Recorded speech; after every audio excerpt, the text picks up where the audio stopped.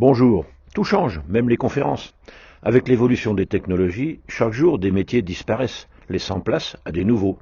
Le métier de conférencier, faisant partie des métiers éternels, n'est pas menacé de disparition, mais comme tous les métiers vieux comme le monde, il doit s'adapter.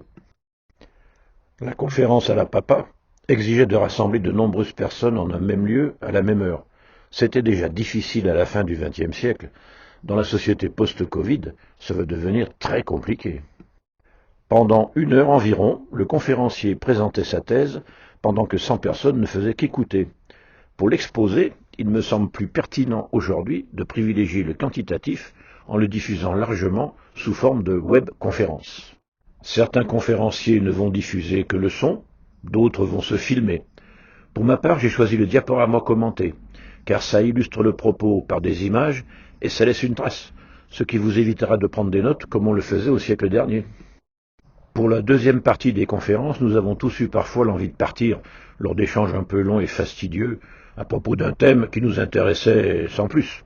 Au XXIe siècle, je préfère n'inviter au débat que ceux qui sont intéressés par l'exposé. Pour la partie débat avec l'auteur, je vais donc privilégier le qualitatif ciblé, à l'inverse de l'exposé, qui vise lui à toucher d'une manière aléatoire un plus grand nombre grâce à Internet. Concrètement, dans ma première webconférence, j'ai résumé tout ce que j'ai appris sur l'emploi en 52 ans d'une carrière de zappeur. Ça devrait intéresser tous ceux qui partent le matin au boulot avec des pieds de plomb, mais aussi les professionnels de l'emploi et les nombreux bénévoles responsables d'associations. Au XXIe siècle, je préfère n'inviter au débat que ceux qui ont été intéressés par l'exposé. Pour la deuxième partie de mes conférences à venir, je vais donc privilégier le qualitatif ciblé, à l'inverse de l'exposé, qui vise à toucher d'une manière aléatoire un plus grand nombre grâce à Internet. Pour finir, la partie échange avec l'auteur se fera dès que j'aurai reçu une douzaine de questions ou de commentaires qui tiendront lieu d'inscription au débat en présentiel pour les Lyonnais et en Zoom pour les autres. Confectionner mon emploi sur mesure. Vous trouverez sur mon site les liens avec cet exposé que j'ai découpé en tranches pour le rendre plus digeste.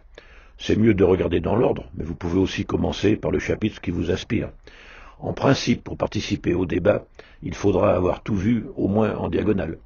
Sur les 3 dernières diapos, vous trouverez tous les liens. À bientôt donc, oncle Jacques.